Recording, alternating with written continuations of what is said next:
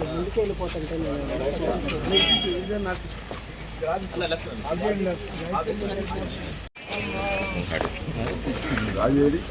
Driving driving వస్తున్నాడు. What sir, how are you?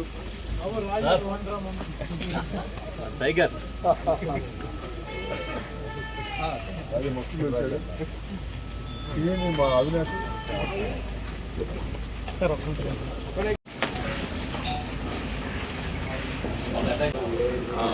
నమస్కారం.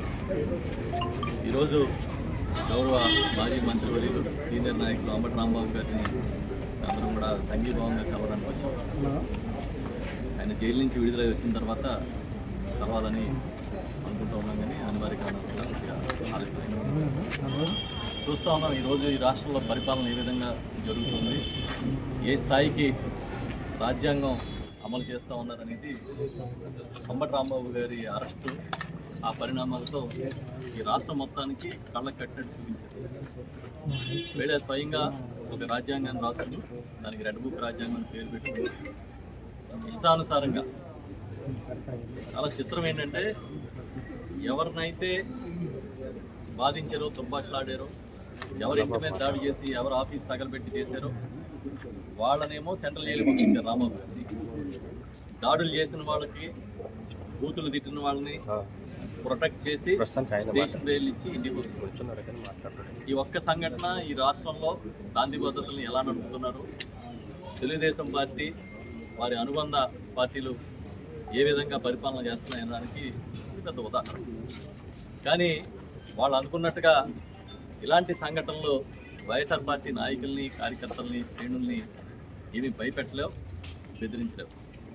రాంబాబు గారి అరెస్టు తర్వాత ఇంకా వైఎస్ఆర్ పార్టీలో ఉన్న అన్ని స్థాయిలో నాయకుల్లో కూడా ఇంకా పట్టుదల పెరిగింది. ఏమవుతుంది, మహా అయితే కేసులు పెడతారు, జైలు పంపుతారు, ఇంటి తగలు పెడతారు, ఇంకా ఇంకా ఎక్కువైతే ప్రాణాలు తీసేదానికి కూడా సిద్ధమవుతారు. దానికి కూడా మనం సిద్ధంగా ఉండాలనేది ఒక తెగింపు అనేది వాళ్ళ ఈ సంఘటన వల్ల అందరిలో వచ్చింది. వాళ్ళ ఇంట్లో మహిళలు ఉన్నారు, పిల్లలు ఉన్నారు, కనీసం సంస్కారం కూడా లేకుండా స్వయంగా స్థానిక ఎమ్మెల్యే జనాలను వేసుకొచ్చి దాడులు చేస్తే వాళ్ళకి మద్దతు ఇస్తున్నారంటే ప్రభుత్వం ఉన్న పెద్దలు, చంద్రబాబు నాయుడు గారు కావచ్చు, మొత్తం ఇవాళ ఒక ముఖ్యమైన మంత్రిగా మొత్తం వ్యవస్థలు నడుపుతున్న లోకేష్ గారు కావచ్చు, లేదంటే ఇంకా ఆ పార్టీలోని ముఖ్యమైన నాయకులు అవ్వచ్చు, వీళ్ళందరూ చాలా తెగబడి మనం ఏం చేసినా చెల్లుబాటు అవుతుందనే కార్యక్రమం చేస్తూ ఉన్నారు. దాంతోపాటు పరిపాలన ఎప్పుడూ గాలి వదిలేసింది.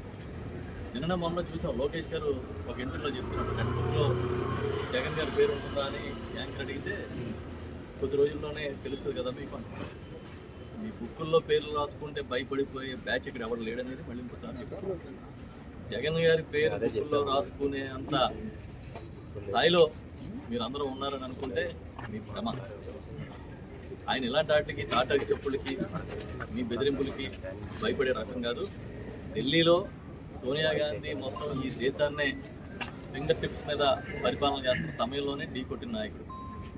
ఆ జగన్మోహన్ రెడ్డి గారి నాయకత్వంలో మేము అందరం పనిచేస్తున్నాం. మీరు వచ్చి ఇంకా రెడ్ బుక్ అని భయపడితే ఇక్కడ ఎవడో భయపడిపోవడానికి అయితే సిద్ధంగా లేడు. రాంబాబు గారు ఇవాళ ఒక సీనియర్ నాయకుడే కాదు, ఒక కాపు సామాజిక వర్గానికి ఈ రాష్ట్రంలో చాలా ముఖ్యమైన నాయకుడే. అంటే మీరు ఎలాంటి ఒక సందేశాన్ని ఇద్దాం అనుకుంటున్నారు ఈ రాష్ట్రానికంటే మాకు అర్థమవుతూనే ఉంది.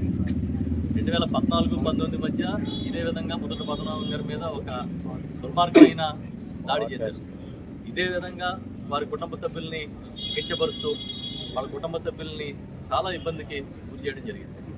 ఇవాళ ఏదైతే సెంట్రల్ జైల్లో రాజమండ్రిలో రాంబాబు గారు ఉంచారో అదే సెంట్రల్ జైలు ఆపోజిట్లో ఉన్న జనరల్ హాస్పిటల్ ఒక జైలులా క్రియేట్ చేసి ఆ రోజు పద్మనాభం గారిని బంధించారు. అంటే మీకు అలవాటు అయిపోయింది. మీకు వాడుకోవడం, ఒక సామాజిక వర్గాన్ని అణగదొక్కాలనే ప్రయత్నం అనేది ఒక అలవాటుగా మారిపోయింది. అందరికీ అర్థమవుతుంది.